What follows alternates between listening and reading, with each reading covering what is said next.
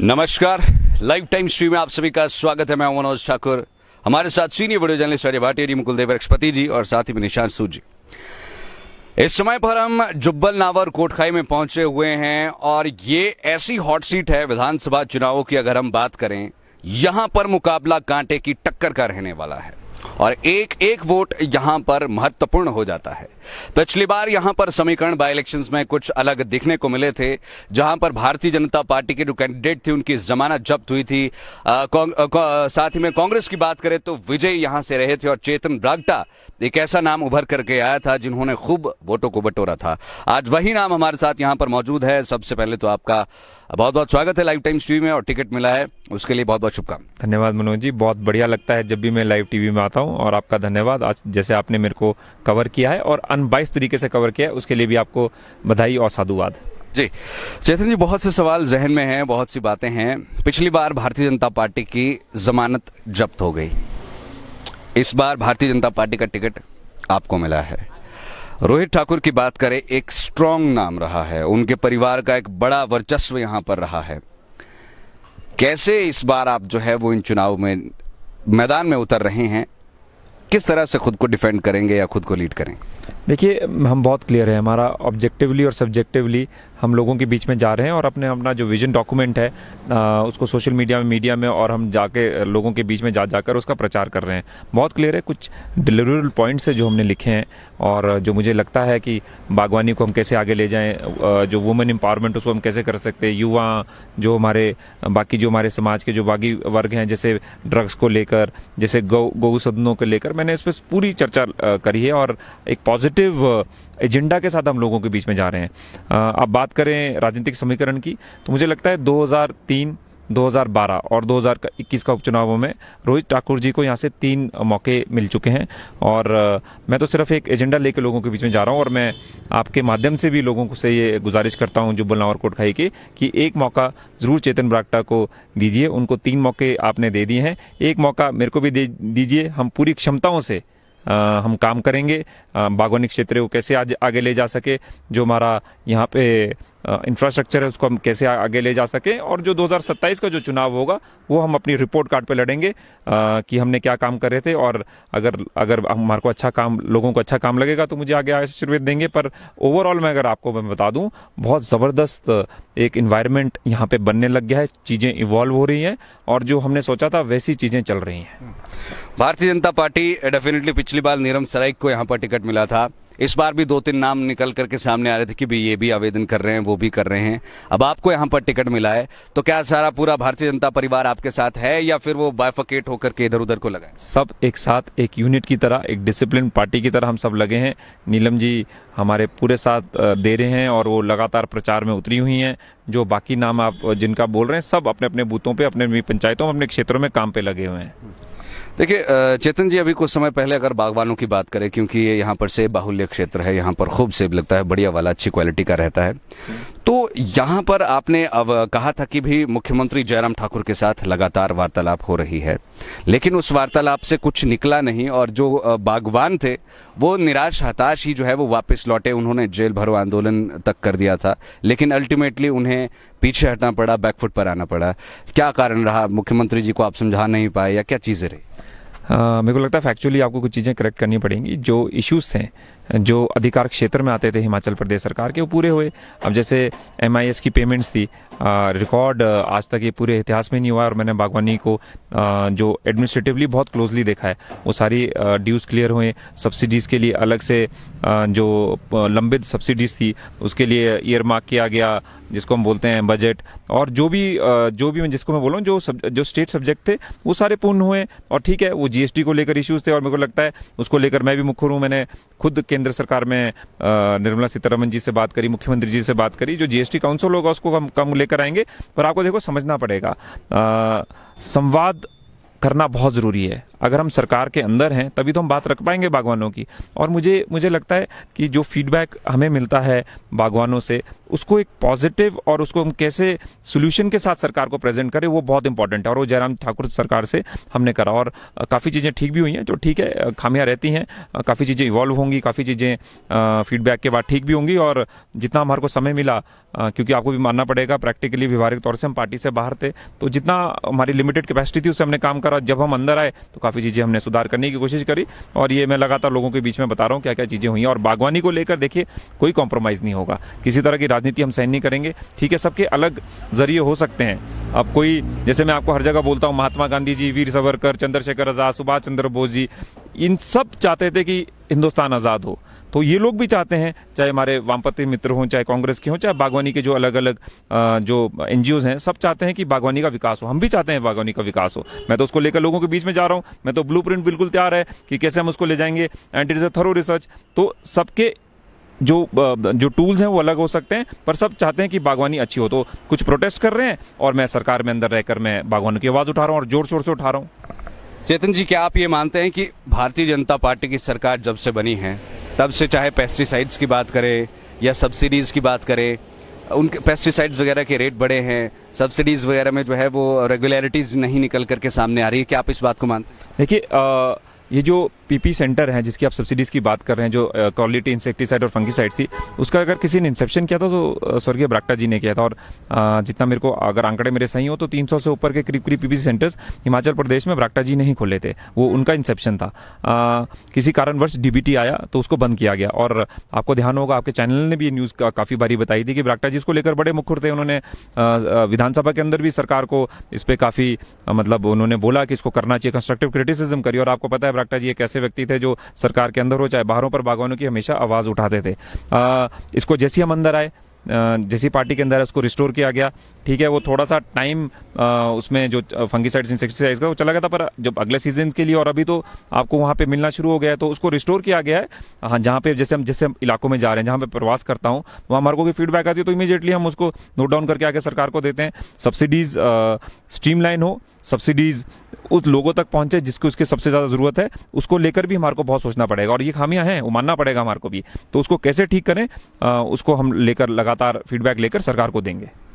चेतन बरागटा जी, पिछली बार sympathy factor आपके साथ बहुत ज़्यादा चला था, और बहुत लोग जो है वो स्वर्गीय नरेंद्र बरागटा जी के नाम से भी जो है वो आपके साथ जुड़े थे और आपको पुश किया था उन्होंने। क्या इस बार के जो ये आम चुनाव होने वाले हैं, इसमें क्या आप जो है वो नरेंद्र बरागटा जी के नाम पर भी वोट मांगेंगे, या किस आधार पर? या अभी आप कह रही कि हमें एक मौका दीजिए, तो अभी आप सिर्फ एक मौका मांग रहे हैं, फिर बाद में आप कह रहे हैं कि जब अगली बार होंगे तो रिपोर्ट कार्ड पे करेंगे, तो क्या है, थोड़ा सा क्लियर करिए। देखिए, स्वर्गीय बरागटा जी बहुत सीनियर लीडर थे भारतीय जनता पार्टी के, और वो ऑब्वियसली मेरे पिताजी थे। तो जो उन्होंने काम करे हैं, तो मैं उनका तो फ़ायदा मैं ज़रूर लूँगा, और मैं लोगों को भी बताऊँगा कि उनकी जो सोच है और जो उनके अधूरे काम रह गए हैं, उसको हमारे को आगे लेके जाना है। अभी जो पिछला 1 साल रहा है, जो बड़ा डिसमिल रहा है यहाँ के विधायक जी का, जब इतना सारा स्थितियाँ हुई, ख़राब हुई स्थितियाँ, जब लोग सड़कों पर उतरे, तो कहाँ थे विधायक जी? मैं उनसे पूछना चाहता हूँ। मेरे को तो लगातार कांग्रेस वाले ट्रोल करते हैं, पर मुझे उन चीज़ों से फ़र्क नहीं पड़ता है, पर कहाँ थे विधायक जी? और मुझे तो लगता है वो सेंटीमेंट ज़्यादा स्ट्रांग हुआ है। सब बोलते हैं कि बरागटा जी की खली कम रही है, मतलब उनकी जो कमी है वो खल रही है।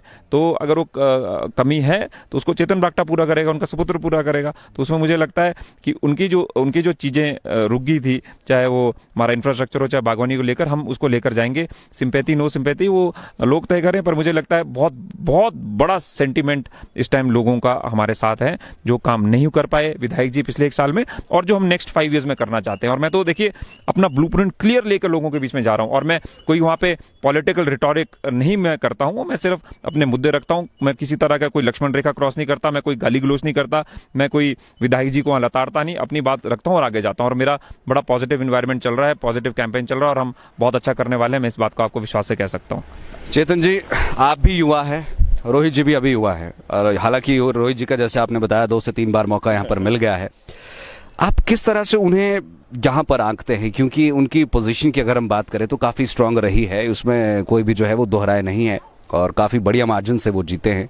चाहे आपके पिताजी से भी हम बात कहें या पिछले बाई इलेक्शंस की भी बात करें, उसमें तो खैर इतना ज़्यादा मार्जिन नहीं था। लेकिन आप किस तरह से as a candidate Rohit Thakur को देखते हैं? देखिए, अगर आप बात करें तो कांग्रेस पार्टी को यहाँ पे समर्थन है। 2007 में पहली बार था इंडिपेंडेंस के बाद, जबकि 1977 में इतनी भयंकर वेव चली थी, प्रचंड वेव चली थी जनता पार्टी की, तब भी जुब्बल कोटखाई में कांग्रेस ही जीती थी, जबकि रोडू और रामपुर जैसे जो एरियाज हैं वहाँ पे कांग्रेस हारी थी और भारतीय जनता पार्टी उस टाइम जीती थी, पर यहाँ पे हम नहीं जीत पाए थे। ये स्ट्रांग होल्ड था कांग्रेस का, इसको तोड़ा तो स्वर्गीय बरागटा जी ने तोड़ा। अब बात करें रोहित जी की, देखिए मेरे का मानना है, आप जैसे आपने अभी ओपनिंग स्टेट में बोला, ये हॉट सीट है।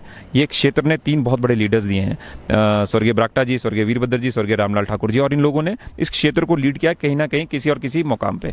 तो क्या रोहित जी उस पैरामीटर्स को फुलफिल कर पाए? बिल्कुल नहीं। क्या वो किसी चीज को लीड कर पाए? बिल्कुल नहीं। अब जो ऑनगोइंग प्रोसेस है, जो बाकी 67 उसमें भी होता है कॉन्स्टिट्यूएंसीज में, अगर वही करना है तो मुझे लगता है फिर ये कोई साधारण विधायक रह गए हैं। मैं कोई क्रिटिसाइज नहीं कर रहा हूं, बट जुब्बल कोटखाई नावर विधायक और MLA has to be different. He has to have that leadership skills to take this horticulture area forward. So मुझे नहीं लगता, अगर मैं उनकी बात करूं कि वो कैसे रहे कैसे नहीं रहे, उसको तो आपको तय करना है, प्रेस को तय करना है, प्रबुद्ध जनता को तय करना है। पर मेरा मानना है 1 साल में उनका बहुत ही डिसमिल परफॉर्मेंस रहा है, और वही मुद्दा लेकर और अपनी पॉजिटिव कैंपेन को लेकर मैं लोगों के बीच में जा रहा हूं, और मुझे बहुत भारी जन समर्थन वहां से लोगों का मिल रहा है। कौन कौन स्टार प्रचारक जुब्बल नावर कोटखाई में इस बार आ रहे हैं? क्योंकि धड़ाधड़ पिछले कल की भी अगर हम बात करें तो 68 विधानसभा क्षेत्रों में 8 हेलीकॉप्टर घूमे, पूरे हिमाचल प्रदेश में पूरा आसमान हेलीकॉप्टर से जो है वो गूंज रहा था। यहाँ पे कौन कौन स्टार प्रचारक है? ये हॉट सीट है, वीआईपी सीट आपको सब लोग बोलते हैं। हमारे पास तो कोई स्टार प्रचारक थे, हमारे साथ लगते हैं मुन्ना सिंह चौहान जी, जो हमारे देवभूमि उत्तराखंड से हैं, विकासनगर के विधायक, सामान्य विधायक, वो आए थे और एक जबरदस्त रैली हमने कल बागी क्षेत्र में करी, और वो भी सिर्फ लिमिटेड कुछ पंचायतें नावर की और उबदेश की हमने करी। अब स्टार प्रचारक तो मुझे लगता है संगठन तय करे किसको उन्होंने भेजना, पर एक रैली जरूर कोटखाई में होंगी। मैंने कुछ नाम मैंने रिक्वेस्ट करा है संगठन से कि मुझे ये लोग चाहिए, वो अब देखते हैं संगठन क्या तय करेगा। पर आपको एक चीज बता दूं, और बड़ा एक डेटा, बड़ा इंटरेस्टिंग सा डेटा है, जब 21 तारीख को मेरे को लगता है सबसे ज्यादा नॉमिनेशन उस दिन भारतीय जनता पार्टी के हुए, शायद 49 के करीब हुए, और मुख्यमंत्री जी 49 में एक मेरे को यहाँ पर मतलब 3 जगह गए, उसमें से एक जगह जुब्बल कोटखाई भी नावर भी आए और हमारे को वो यहाँ से ब्लेसिंग करके गए हैं। तो मैं इस बात को भी पॉलिटिकली समझना पड़ेगा। उन्होंने एक विधानसभा उठाई, वो जुब्बल नावर कोटखाई थी, बहुत इंपॉर्टेंट है। और दूसरा, जल्दी स्टार प्रचारकों की लिस्ट आने वाली है, जुब्बल को नावर कोटखाई में आज या कल में पता लग जाएगा कौन आएगा, पर बड़ा नाम आएगा, जो भी बड़ा नाम आएगा यहाँ पर, कोई जो भी आएगा बड़ा नाम आएगा, और डेफिनेटली बड़ा नाम होता है तो थोड़ा वेव क्रिएट करता है। अच्छा, अब मैं अंतिम प्रश्न आपसे लेना चाहूंगा, आप भी थोड़ा जल्दी में, थोड़ा प्रचार चल रहा है अभी, क्या विजन लेकर चल रहे हैं चेतन बरागटा जी की 5 ऐसे बड़े काम जो जुब्बल नावर कोटखाई में होने चाहिए? देखिए, सबसे पहले तो हॉर्टिकल्चर है, उसको लेकर तो मुझे लगता है कोई कॉम्प्रोमाइज़ नहीं होगा, और उसको लेकर हम लेकर आगे जाएंगे। मैं लगातार बोलते रहा हूँ, एप्पल पार्क की बात हो, एफपीओस की बात हो, हमारी सीएसटोज की बात हो, हमारे वेदर स्टेशंस की बात हो, हमारे जो बाकी सप्लाई चेन को लेकर जो फूड प्रोसेसिंग की बात हो, उसमें कैसे करें, छोटे छोटे करें उसको। एक तो सबसे बड़ा मुद्दा ये है, वो विस्तृत जो हमारा विजन डॉक्यूमेंट है वो लोगों के बीच में जा रहा है और हमारी वेबसाइट पे भी अपलोडेड है वो। दूसरा, जो मेरे को लगता है एक और जो अनटैप्ड एरिया है वो है वुमेन एम्पावरमेंट का, और यहाँ पे मैं बताऊँ आपको बहुत स्किल अवेलेबल है जुब्बल नावर कोटखाई में। सेल्फ हेल्प ग्रुप्स हैं, वो बहुत ज़बरदस्त प्रोडक्ट्स बनाते हैं, उनको मार्केट लिंकेजेस देना और महिलाओं को एम्पावर करना in terms financially as well as technically, और फूड प्रोसेसिंग के छोटे यूनिट्स बनाना। अगर हम ये वैल्यू एडिशन कर पाएँ सेबों के लिए, मेरे को लगता है हमारी इकॉनमी और बढ़ेगी। जैसे मैंने बोला पिछले इंटरव्यू मैंने कि 10,000 करोड़ हमारे को 10 से 15 साल में पहुंचना है इसको लेकर, तो ये एक तो सबसे बड़ा विजन ये है। दूसरा, इंफ्रास्ट्रक्चर को लेकर, जैसे यहाँ सामने ही हमारा सेक्रेटरीट है, वो बनने के लिए बिल्कुल बन चुका है, थोड़ा सा काम रह गया, उसको हमने पूरा करना है। रोड्स की कनेक्टिविटी है, मैं तो आपके माध्यम से पूरे जिला शिमला के, पूरे हिमाचल के लोगों को मैं इस बात को मतलब रिक्वेस्ट करता हूं कि रोड्स को रोकना नहीं चाहिए, रोड सर्कुलर होनी चाहिए। अगर सर्कुलर रहेगी तो मेरे को लगता है ज़्यादा इसमें रहेगा। अब यहाँ वोल्टेजेस के इश्यूज़ हैं, सब स्टेशन खोलने की बात है, ट्रांसफार्मर्स को अपग्रेड करने की बात है, रोड्स की, क्योंकि देखिए बर्फ़ का एरिया है, लगातार 4-5 महीने तक बारिश रहती है, तो हमारे को जो इफेक्टिवली विंडो मिलती है काम करने की, वो 3 महीने की मिलती है। उसमें हम कितनी रोड्स बना सके, उसको कैसे स्पीडन अप कर सके, वो भी हम, ये भी हमारा एक मुद्दा है, इंफ्रास्ट्रक्चर। तीसरा, ड्रग्स को लेकर मुझे लगता है ये मुद्दा कभी किसी ने पॉलिटिकल पार्टी ने इतने एग्रेसिवली जुब्बल नावर कोटखाई में नहीं उठाया। मैं इसको लगातार आज भी मैं बात बोल रहा हूँ और अपने संवादों में बोलता हूँ। चिट्टा या बाकी जो सिंथेटिक ड्रग्स हैं उसको कैसे हम उसको सॉल्व कर सकें, वो भी मुद्दा लेकर विस्तृत इस पे मैं चर्चा कर रहा हूँ। चौथा, काऊ शेड्स को लेकर मैं I am a proud Hindu और मैं चाहता हूँ कि हर जगह काऊ शेड्स बने और मतलब इनकी संरक्षण की जाए, इसके लिए भी हम काफ़ी रहेंगे। और युवाओं को लेकर जो टूरिज़्म है, ये एक और सबसे बड़ा बात है यहाँ के। देखिए, हम पूरी तरह से सेंट्रिक है एप्पल्स पे, पर क्या हमारे को डाइवर्सिफिकेशन की तरफ जाना पड़ेगा? बिल्कुल जाना पड़ेगा। और टूरिज्म एक ऐसा जगह, आप खुद यहाँ से इतना प्रवास कर चुके, आप खुद देखिए कितनी सुंदर जगह है यहाँ पे, और एक सर्किट को डेवलप करना, होम स्टेज को बनाना, हमारा जो पब्बर वैली है वहाँ पे वाटर स्पोर्ट्स को लेकर आना, ये सारी चीज़ें मैं लोगों के बीच में रख रहा हूँ। और this is what Chetan Brakta stands for. Chetan Brakta stands for development, Chetan Brakta stands for horticulture, Chetan Brakta stands for मान सम्मान ऑफ जुब्बल नावर कोटखाई। मैं ये बात आपको बताना चाहता हूँ। जी, तो चेतन ब्राक्टा भारतीय जनता पार्टी से यहाँ पर उम्मीदवार है, प्रत्याशी है। देखना ये होगा कि इस बार ये जो चुनावी रण है इसमें कौन बाजी मारता है। लेकिन इस हॉट सीट पर टक्कर बड़ी कांटे की रहने वाली है, क्योंकि सीधे सीधे दो नाम इस समय पर सामने निकल करके आए हैं। एक चेतन ब्राक्टा का नाम भारतीय जनता पार्टी की तरफ से प्रत्याशी के तौर पर है, जो बिल्कुल फाइट में है, और दूसरा नाम है रोहित ठाकुर का। आपने हमसे बातचीत की, बहुत बहुत शुक्रिया। बहुत बहुत धन्यवाद। बहुत अच्छा लगता है जब भी आप लोग दोनों यहाँ पे आते हैं। आप हिमाचल के दो बड़े नाम हैं, स्तंभ हैं। धन्यवाद, बहुत बहुत शुक्रिया जी। चेतन ब्राक्टा हमारे साथ थे। लाइव टाइम्स टीवी से मैं मनोज ठाकुर। हमारे साथ इस लाइव स्ट्रीम पर साथ दिया मुकुल देव वृक्षपति, हमारे लाइव प्रोड्यूसर, साथ ही में senior video journalist Ajay Bhatia ji ने, पंकज गांगटा जी ने, और साथ ही में निशांत सूद जी ने। देखते रहे लाइव टाइम्स टीवी। धन्यवाद। जय हिंद, जय भारत, जय हिमाचल।